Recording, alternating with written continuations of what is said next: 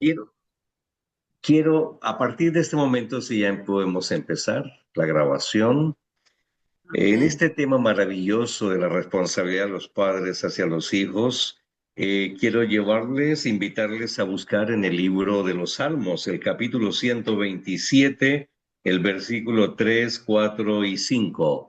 Capítulo 127, versículos 3, 4 y 5. Un tanto conocidos estos versículos, pero vale la pena que hagamos mención de ellos por el trasfondo con relación al tema que vamos a contemplar y a manejar en conjunto. El versículo 3 dice, herencia de Jehová son los hijos, cosa de estima el fruto del vientre. Retengamos esa parte. Cosa de estima el fruto del vientre y esto se convierte en herencia de Jehová. Cuando se gesta un ser humano, se cumple la segunda parte del versículo que dice, cosa de estima el fruto del vientre. Y luego ese fruto se convierte en una herencia de Jehová para sus progenitores. El 4. Como saetas en mano del valiente, así son los hijos tenidos en la juventud. Como saetas en mano del valiente, así son los hijos tenidos en la juventud. Quienes comenzaron a temprana edad y tienen sus hijos a muy temprana edad, esto es una bendición muy grande. Ver una familia joven, una pareja joven con dos, tres o quizás más hijos, se ve una familia hermosísima y tiene una bendición grande del cielo que los compara como saetas en manos del valiente, del arquero. Y el versículo 5 dice, bienaventurado el hombre que llenó su aljaba de ellos, no será avergonzado cuando hable en la puerta con los enemigos. Bienaventurados, bienaventurado el hombre que llenó su aljaba de ellos, no será avergonzado cuando hable en la puerta con los enemigos. Llenó la aljaba de ellos. ¿De quién? De sus hijos. ¿Qué aljaba? Es una representación, en primer lugar, del ser humano, de esa criatura que Dios nos dio, niño o niña, en sus estados físico, mental, emocional y espiritual. Esa aljaba, llenar esa aljaba compromete estos tres estados. ¿Llenarlo de qué? Del conocimiento, de la referencia de la relación espiritual y de la comunión espiritual como testimonio de los padres hacia los hijos, de los abuelos hacia los nietos. Pero volvemos al versículo 3 que dice, herencia de Jehová son los hijos, cosa estima del fruto del vientre. Vamos a analizar brevemente un poco sobre la parte científica en la procreación. ¿Cómo es que el Señor, de qué manera el Señor nos permite ser progenitores? ¿Cómo el Señor nos permite llegar a concebir? Y la educación desde cuándo comienza. Vamos a verlo. Y voy a preguntarles a ustedes, veteranísimas, veteranas, veteranas, quiero preguntarles desde cuándo comienza la educación de los hijos. Desde el vientre de la madre. ¿Desde el vientre quién lo dijo? Yo, Marlene, de Panamá. Ah, Marlene, estamos aquí cercanos. Qué bueno, Marlene, gracias. ¿Alguien más quiere hacer referencia desde cuándo comienza la educación de los hijos? Asimismo, dice que desde el vientre, desde que nosotros estamos embarazadas, nuestros bebés También, asimilan todo. gracias. También está de acuerdo Elizabeth. ¿Quién da más? ¿Quién dice o quién da otra opinión? Bueno, yo diría desde que pues uno se casa y uno sabe que va a llegar a ser madre, empezar ¿Cómo, desde cómo, cómo, temprano. cómo? Vuelvo a repetir lo que eso está bonito. Desde que uno se casa y sabe pues que uno de los planes pues para la mayoría, ¿no? Es que uno llegue a tener hijos. Ya uno Ok, va preparándose qué es lo que va a querer hacer, no hacer con sus hijos.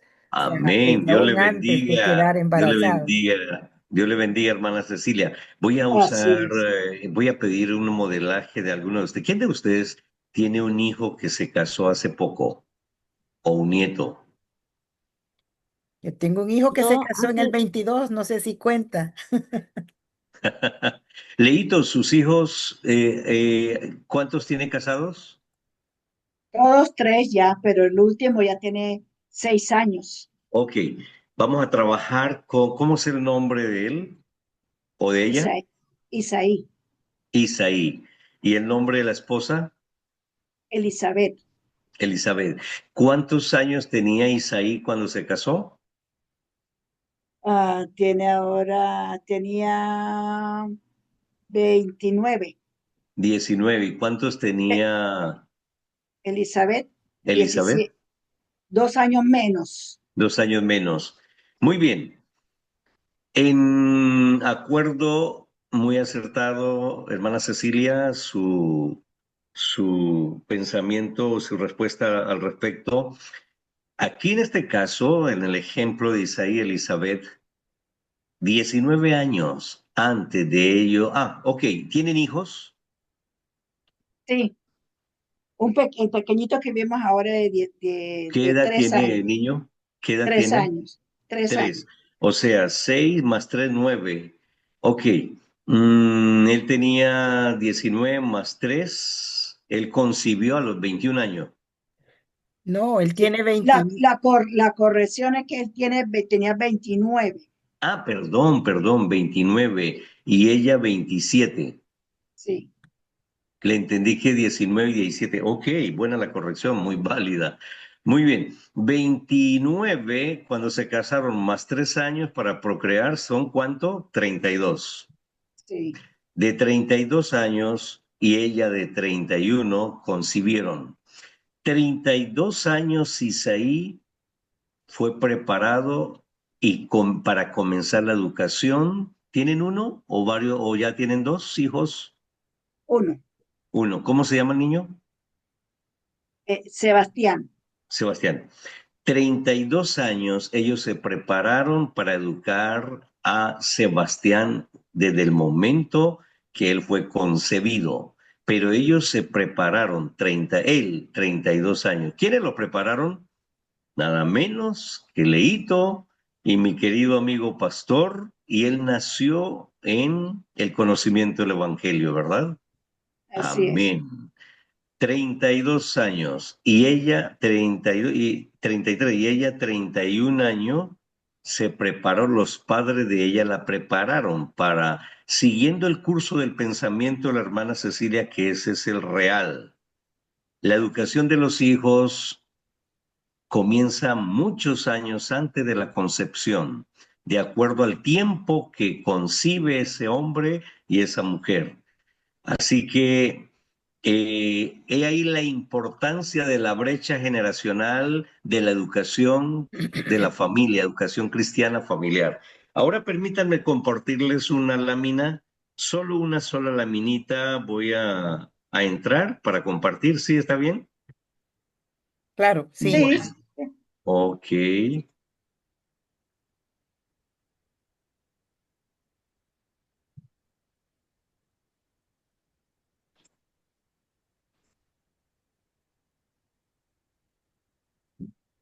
¿la tenemos?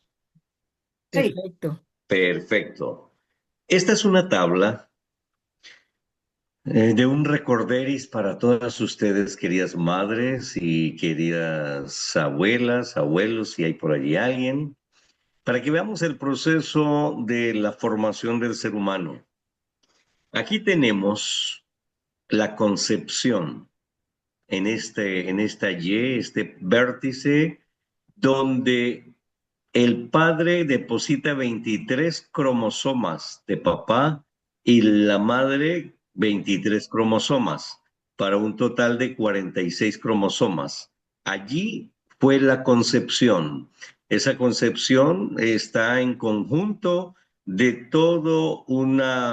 de toda una valoración genética paternal y una valoración genética maternal. Comienza la gestación 9 meses, pero por aquí a los 3 meses y medio, cercano a los 4, termina la segunda etapa. La primera etapa es saco gestacionario, la segunda etapa es el embrión que llega hasta los 3 y medio meses de gestación, embarazo, etapa intrauterina, en fin, 3 y medio para convertirse de embrión a feto, a feto. Y de los 3 y medio o 4 meses hasta el alumbramiento, hasta el momento del nacimiento, esta etapa fetal es muy diciente en la educación de los hijos.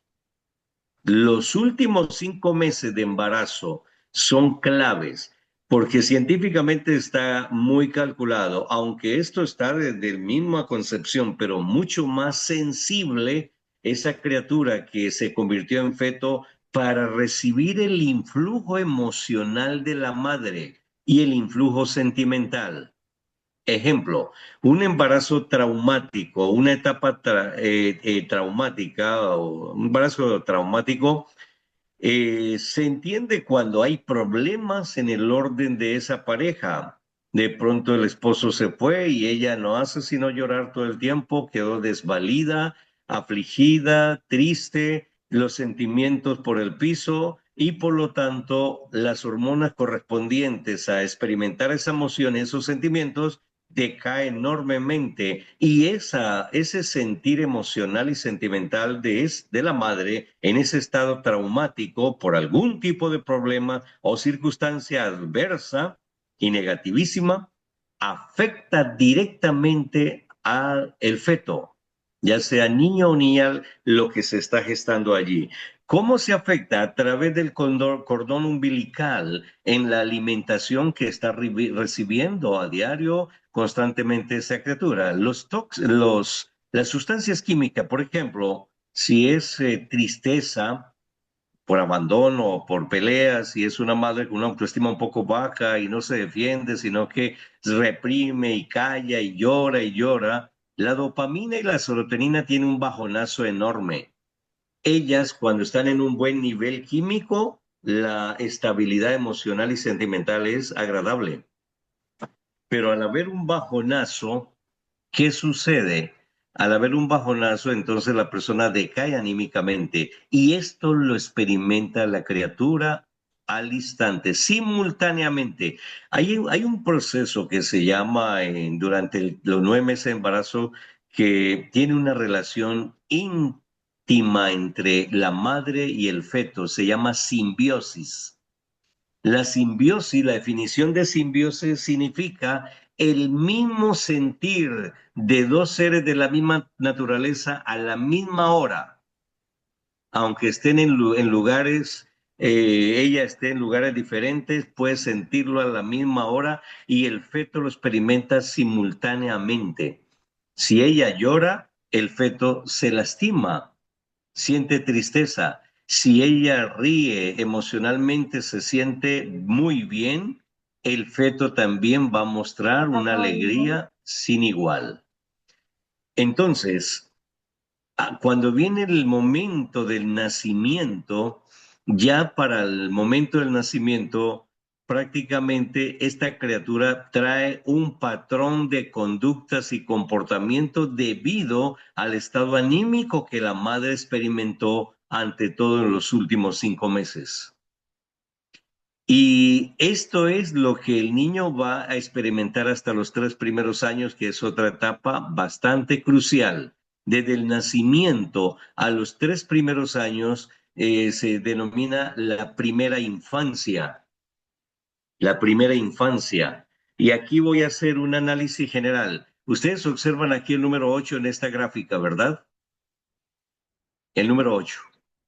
Ok. Sí, Aquí hay un corte a los 8 años, prácticamente termina el proceso de la infancia en el promedio de los 8 años. Si ustedes observan, desde la gestación, antes de la gestación o concepción, hasta los 8 años se pueden experimentar o se pueden fijar las bases de la autoestima del ser humano, bases, no la autoestima total, las bases, los fundamentos donde se va a erigir la autoestima, el 100% hasta los 8 años. Pero hay algo grave. De este 100%, el 75% calculado científicamente se experimenta en los 3 primeros años. ¿Me estoy haciendo entender, verdad? Hasta los 8 años se colocan los fundamentos, las bases de la autoestima del ser humano. Pero de este 100%, el 75% se forma, se estructura en los 3 primeros años. Qué grave eso, qué grave. ¿Por qué? Porque donde los niños mayormente son muy maltratados, además de físicamente, psicológicamente. ¿Y saben por qué es más grave todavía? Porque hasta los 3 años el niño deposita a manera de fijaciones muchas impresiones positivas o negativas en el subconsciente, porque no las entiende. Ejemplo, los padres que se descuidan y ponen a dormir a sus hijos en el rincón de la cama y empiezan su fiesta propia de una pareja y tiene 1 año, 2 años y medio y son hasta loquitos en esta situación y ellos piensan que el niño está dormido o la niña. Y pacientes me han dicho, yo me hacía el dormido cuando tenía 2 años, 3 años y veía todo lo que mi papá y mamá hacían. Y hoy es una ninfómana. Hoy tiene problemas de orden sexual esa persona, porque quedaron las fijaciones más tremendas en el subconsciente por un descuido de los padres, porque todo lo que le sucede al ser humano en los 3 primeros años, como no lo puede definir, no lo puede conceptuar, no tiene un criterio definido, entonces lo asimila tal cual lo vio, lo escuchó y así mismo lo graba en el subconsciente. ¿Cuándo sale esto a flote? A partir de los 8 o 9 años. Porque miren lo que dice aquí, a los 8 años que dice, aparece la razón. No es a los 18, es en promedio a los 8. Hay niños muy precoces que comienzan el razonamiento un poco antes de los 8, a los 5 son precocísimos, 7 años, preguntan más que un adulto. El razonamiento que está asomando, pero el razonamiento comienza más exactamente a partir de los 8 años. Y aquí cuando comienza el razonamiento empieza a echar mano de todas estas cosas que tiene guardadas desde el vientre, porque muchas situaciones adversas que él vivió a los 5 meses, 7 meses de gestación, enojo de la madre, tristeza de la madre, lo tiene ya codificado en su cerebrito que está formando. Y luego nace y sigue viendo todas esas situaciones, peleas, angustias, llanto de la madre, etcétera, y refuerza lo que aquí grabó en los 3 primeros años. Y lo hace ya más vivir, más palpable, lo experimenta mucho más aquí en los 3 primeros años. Pero como no tiene una definición de lo que está viendo, está sucediendo, y para colmo hay padres que dicen, cállate, salte, que tú no entiendes nada, que tú no diga nada, que tú no entiendes esto. En lugar de explicarle al niño, explicarle, lo que hacemos es retirarlo. Ellos se retiran con qué inquietud, con qué duda tremenda, pero eso queda guardado allí.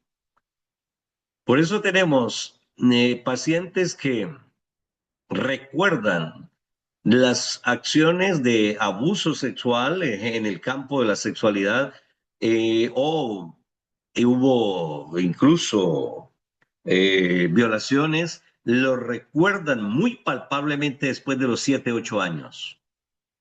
Antes no, quizás comenzó ese abuso por aquí a muy temprana edad, 3, 5 o 6 años. Recuerdan algo muy tenue, pero después de los 8 vienen todo. ¿Por qué? Porque el razonamiento empieza a aclarar lo que pasó por acá, a ampliarlo. Bien, si notamos aquí, a los 8 años comienzan 2 etapas. La etapa de la identidad personal. La etapa de la identidad personal es el conocimiento de mi autoestima, de mi identidad personal, de mi valoración personal.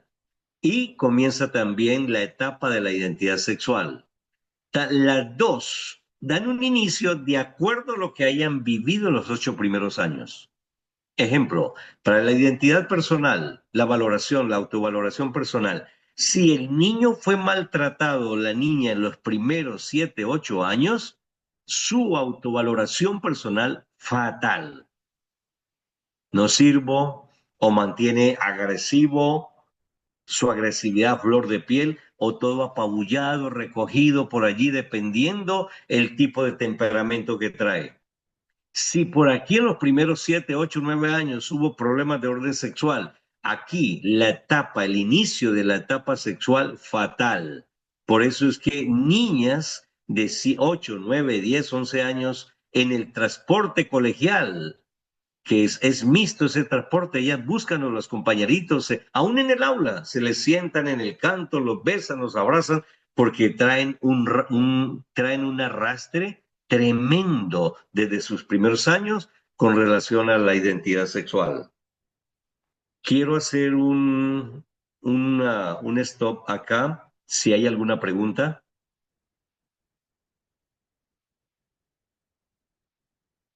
Estamos reconociendo cuál fue la gran responsabilidad que nuestro Dios nos dio en la procreación. Estamos reconociendo en este momento científicamente todo lo que, o sea, en forma general, cómo incurre la vivencia paternal maternal desde antes de la concepción. Esos embarazos que son fortuitos por casualidad o por una aventura, nunca se prepararon. Y esa muchacha conoció a un muchacho que para nada equipara su identidad a ella, pero le cayó bien, salieron y en la primera salida embarazada. Terrible. Aún se casan y todavía no tenemos ningún conocimiento de esto. Y por eso educamos, tratamos a los hijos de cualquier manera. Ustedes tienen una gran responsabilidad, queridas hermanas, que son abuelas.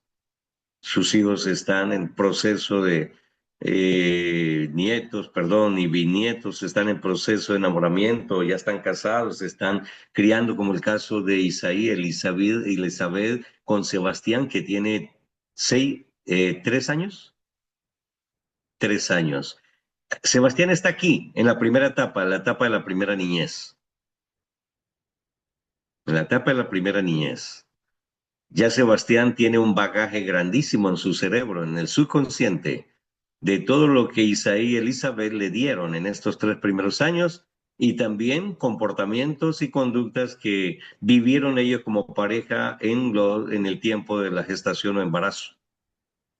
Pero ellos traen un bagaje lindo, ante todo Isaí, que puedo pues reconocerlo, hijo de una pareja pastoral, conocidos míos desde temprana edad. Muchachos, el pastor, un hombre muy recto en la universidad, Leito ni se diga, por eso Dios los unió. Ellos pudieron darle a Isaí la mejor educación. Lo prepararon para él ahora ser un padre también de excelencia para la educación de su hijo. Es un ejemplo, ¿no? Que estoy mencionando y gracias por permitirme, Leito, pues hacer referencia de su querido hijo y nuera para este ejemplo. Cuando el Señor nos dice en Salmo 127:3, dice heredad de Jehová son los hijos y cosa de estima el fruto del vientre. Ese vientre que condujo y pudo contener a la criatura por 9 meses o quizás 7 meses u 8, en fin, pero pudo lograr que se vivieran y se experimentaran la mayor parte de etapas de formación. Ese es un vientre bendecido por el Señor. Pero cuando el mismo vientre de todas las mujeres que están diseñados para procrear, cuando no es bendecido, ahí sí quiero escucharles.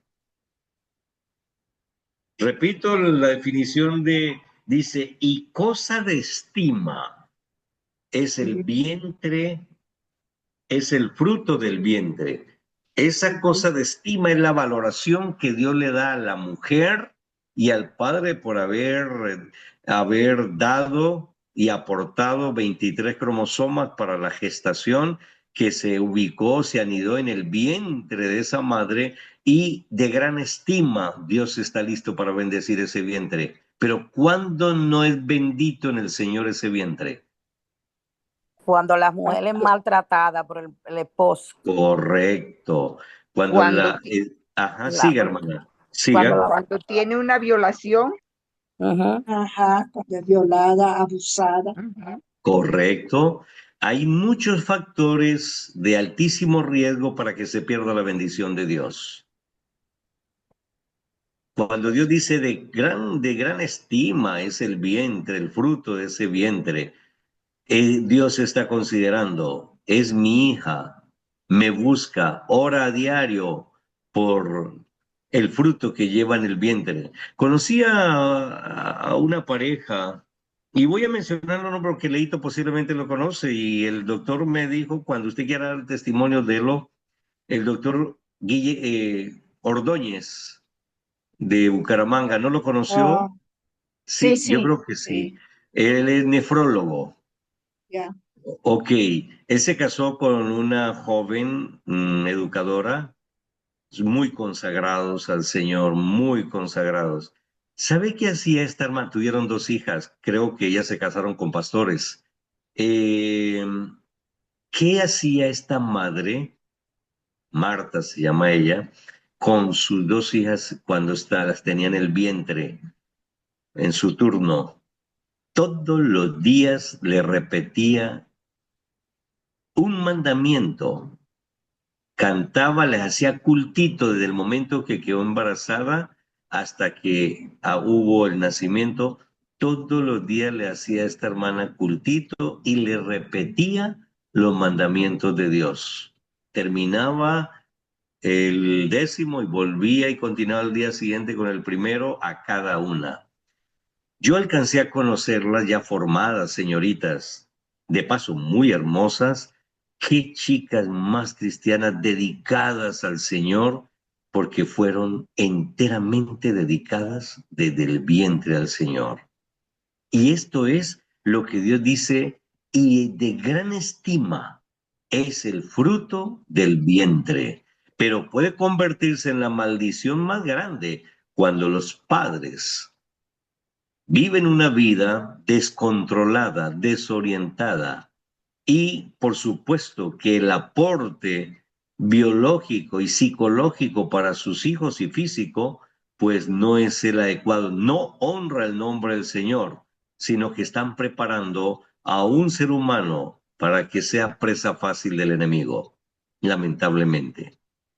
Ya. Bien, ¿alguna pregunta aquí al respecto? Si no salgo, recordemos, los 7 primeros años, aquí a los 7 años termina lo que es la educación inicial y entre 7 y 9 años está el promedio para el inicio de la razón, el promedio para el inicio de estas dos identidades, identidad personal, identidad sexual. Hasta los 8 años en promedio se forman las bases de la autoestima, el 100%, el 75% se establecen en los 3 primeros años y esto es importante. Luego viene la fase de 9 a 12 años, la preadolescencia, de los 13 a los 18 la adolescencia, de los 19 a los 23 posadolescencia y siguen otras etapas hasta llegar a la vejez y la muerte. ¿Leito tiene una pregunta?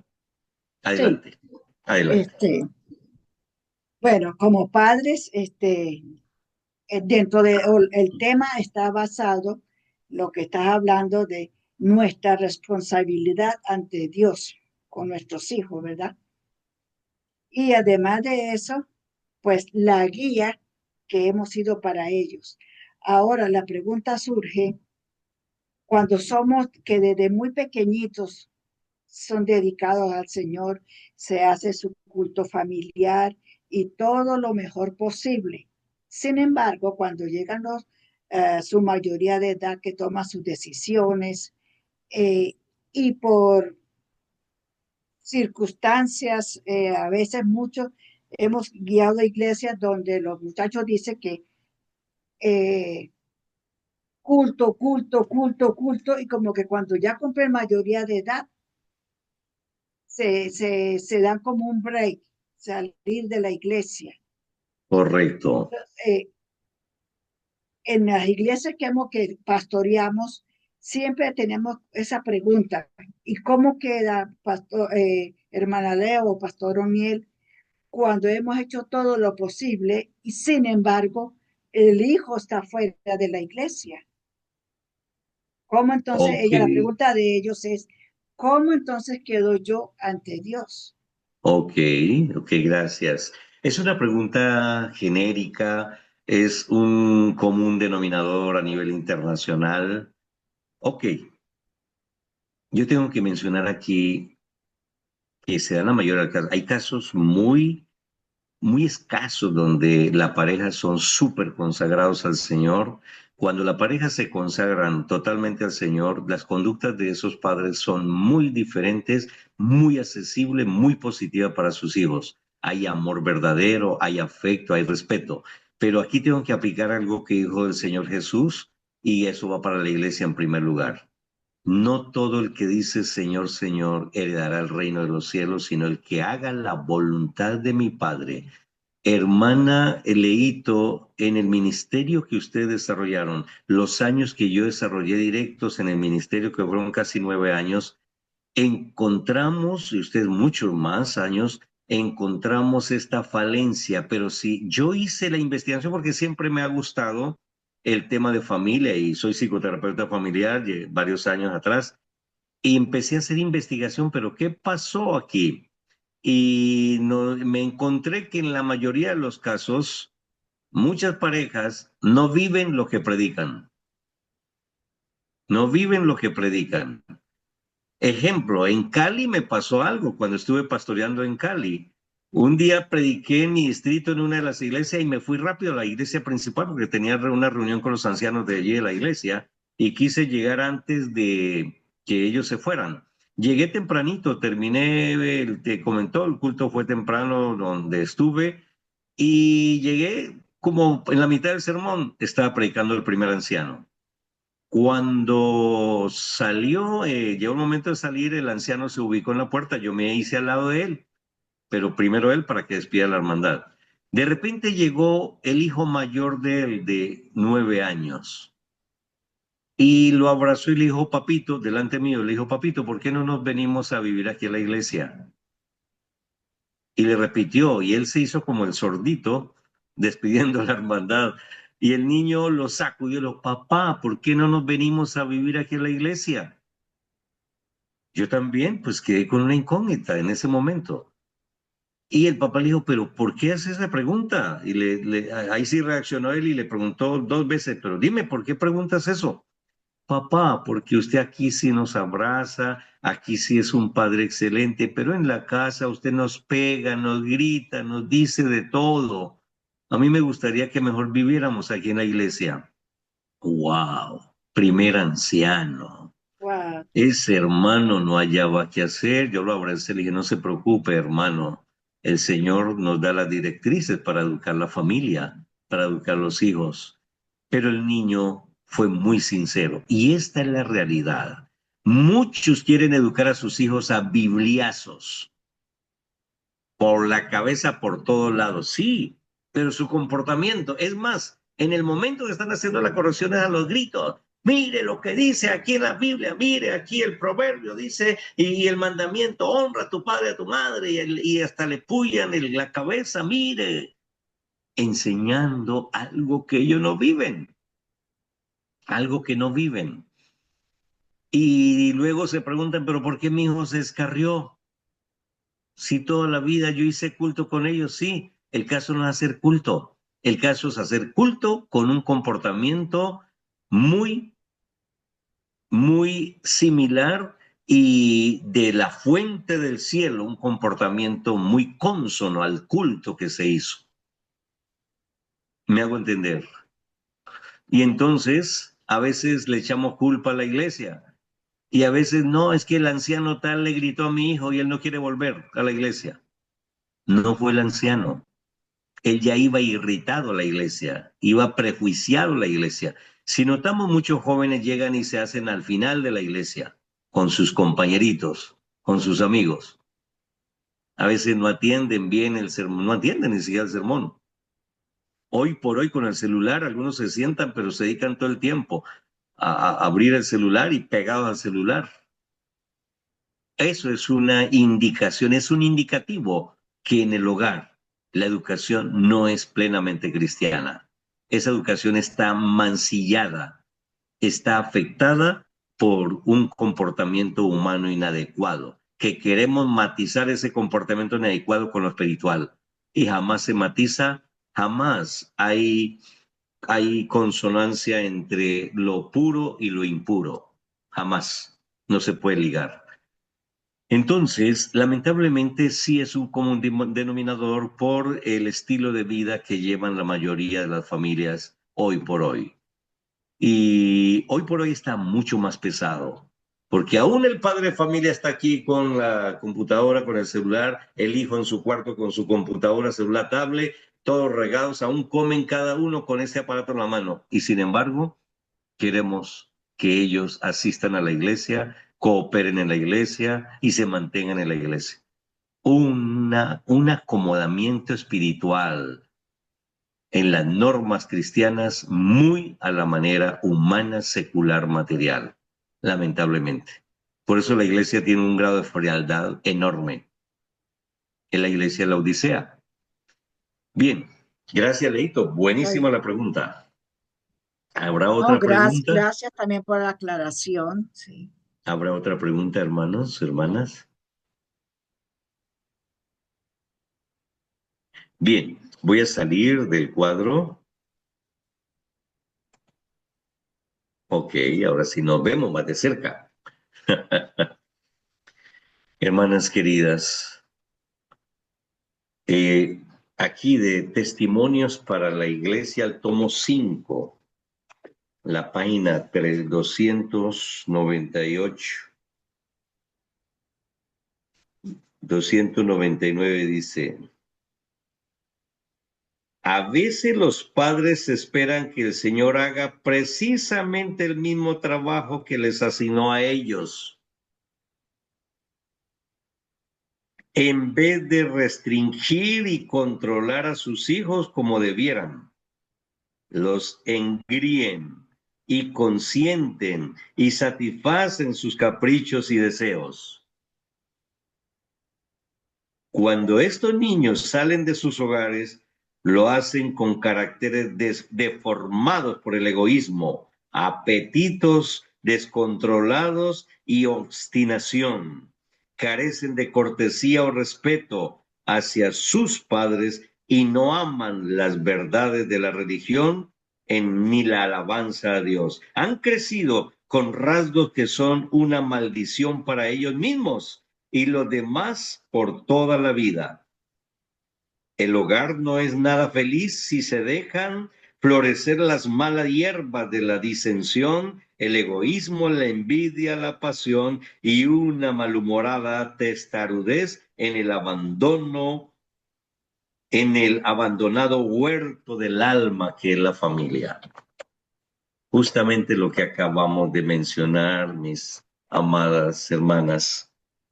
Muchas veces imponemos de manifiesto y culpabilizamos la iglesia. Y esperamos que el Señor es el que haga la obra. Exacto, el Señor hace la obra, pero yo tengo que tomar la iniciativa como padre, como madre. Que el Señor nos ayude a ustedes como abuelitas, como abuelas, para ayudar a sus hijos, a sus hijas en la educación de sus nietos en una manera adecuada, porque tenemos una responsabilidad genética muy grande delante del Señor y al mismo tiempo una responsabilidad de educación total en el Señor, cristocéntrica. Que Dios nos bendiga y voy a pedirles que me acompañen para cerrar mi participación con una oración. Padre amado, gracias Señor por traernos a colación la herencia que tú nos has encomendado. Unos hijos que nos entregó con el propósito de mucho antes de engendrarlos, prepararnos debidamente para llegar a dar la educación verdadera en el momento indicado de la procreación. Padre, aquí en esta plataforma hay hermanas sensibles que aman a sus nietos, aman a sus hijos, aman a sus bisnietos. Tienen muchos familiares donde hay hijos pequeños, que ellas se conviertan en conductoras y transmisoras de este mensaje, que todavía hay oportunidad para tener caracteres nobles formados por el Espíritu Santo para terminar de plasmar la verdadera educación en la familia.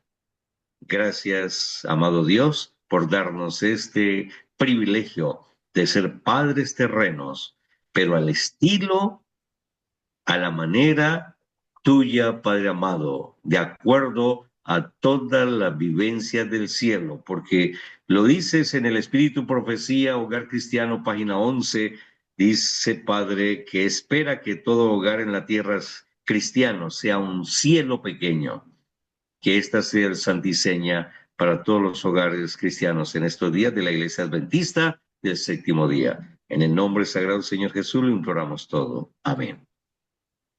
Amén, amén. Amén, amén. Muy bien. Amén.